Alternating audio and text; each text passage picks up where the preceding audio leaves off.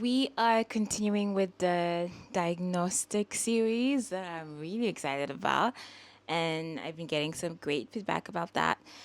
And also, recording today straight from France, which I'm so excited about, but my goodness, it is hot. Also, this is a part of my research, what I like to call research, researching various astrocartography lines so I can talk to you about them, but from a lived experience and not just theoretical knowledge, right? Because sometimes the books tell you one thing and then reality you experience something totally different.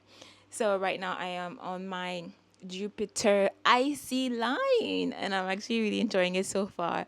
Stay tuned so I can tell you a bit more about it. Not today, though, another time. Today, we're going to talk about why this is a problem that is very, very common in private consultations, and it's why you struggle to receive love or help. This was inspired by a case recently, and I really wanted to talk about this because I think this is very, very common. Again, there can be many reasons, but I want to make those sections a little bit short, like smaller bite size, so it's not gonna be an extensive list, but it's enough to plant a seed in your mind to help guide you towards something that perhaps you haven't even considered, right? So why you struggle, this is something that is so common, right? Struggling to receive love. You say you want love and it finally arrives after so much struggle, and after what often feels like an uphill battle, but then you struggling to receive it for a various multitude, types of reasons, because maybe you don't believe that you're worthy. It could be so many reasons, like a lot of trauma, but I want to focus on some stuff on the chart that can help explain that. Again, as usual, like I always say, if you want us to do like you can have your own consultation with me, all the links down below, so we can assess your own chart or whatever life struggle, life hardship that you're going through right now and you need assistance with. This is what those astrological consultation are for. So to a lot of us, receiving feels hard. It's just easier to be the one in the giving position. Yet it can be it actually can often show up, it can be an expression of control, for a lot of people, because it's safe to be the one in control, right? It's safe to be the one giving. You don't have to be vulnerable. You're not expecting, because it's a very vulnerable position to be in when you are the receiver. And that is something that a lot of the charts would have something to say about that. And today I want to put the focus on Saturn. Saturn, we could see that a lot if Saturn is in your second house, if Saturn is in your eighth house. Is it aspecting? Is it unaspected? Is it creating a hard aspect with anything else, any other planet, or something like Chiron, right? Which is where that would explain where a major healing theme in your life would be, right? Because depending on where Chiron lies in your chart, it's gonna show up. Your trauma, your healing wound is gonna have a whole different flavor. I'm realizing I need to talk more about Chiron in the on the platform. So Saturn in the second house and the eighth house, even in the seventh house, in so many places, and depending on what aspects it's kind of creating, it's pretty much gonna have a tendency to create that friction that you feeling.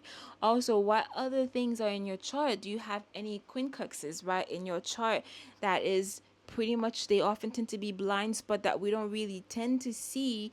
We don't think about them, but they pretty much govern a lot of the struggles we have. So, do you have some sort of hard aspect between, Cancer or your seventh house ruler?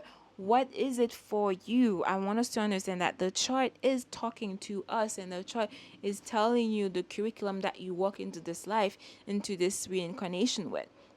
What is the focus? Each one of us, we have a different assignment. No two people have the same assignment, right?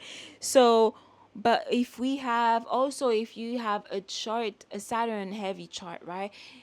who's your Saturn, who's your chart ruler? Is Saturn your chart ruler? If you are a Capricorn rising, right? If Saturn is ruling your seventh house, if Saturn is ruling your the seventh house, the main house related with relationship, one-on-ones, right? You will see that friction, and it's not just because to make your life hard, it's because this is where a lot of the homeworks and a lot of the curriculum of your life should be. That is why we have all that energy concentrated there. So, and a lot of people with Saturn heavy chart, for example, my Capricorn rising, they have a hard time accepting help because they are used to being the one in.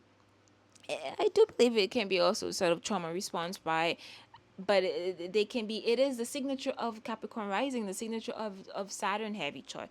It's all about responsibility. You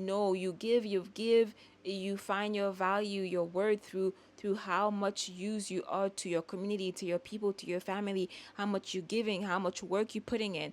And it's that constant belief of you need to put in the work, blood, sweat, and tears in order to reap the rewards. That is the Capricorn energy blueprint. So it's very important to know where this is in your chart. That way you can start playing with it accordingly. You can counteract it, and you don't emphasize this energy more than you have to. Again, there's no bad charts. I say that. I'm not saying that lightly. I do believe that every chart has amazing stuff, easy stuff, and challenging aspects. Challenging things that you need to work on, right? This is what we're here for. We're here for self-improvement. We're here for you to help to grow. So this is the curriculum that we're given. Each one of us, we have our own set of rules and curriculum that we are navigating life with. On that note, I wanted to talk about this today. Saturn, there's an intense emotional self-reliance that comes with Saturn heavy energy, right? Independence, refusal for support. If that's you, know that you can work with it. It's a great thing also because Saturn, we talk about Saturn in a negative way, but Saturn is pretty much the Saturn also means great stability. Whenever you actually get to the point where you reap the reward, it tends to last, right? You know how some people go through like quick wins, but they're always losing, and it's always this huge roller coaster. Well, Saturn has a different signature. It's very slow build, but then once it's there, it lasts. So I'm saying that because I know Saturn gets such a bad rep, but I also want us to understand there's no good or bad. This is our human ego that assigns good or bad characteristic to things, but we need to start seeing things, approaching things in life more in the neutral form, in a grounded way, staying in the middle and understanding that everything has good and bad, quote unquote, right? And we need to learn to work those energy and understanding what the chart is trying to talk to you, what is it trying to tell you, right? And using these energies to thrive. On that note, my love, that's all I have for today. And keep shining bright like a diamond. As usual, all the links are down below. And I'll see you in the next one.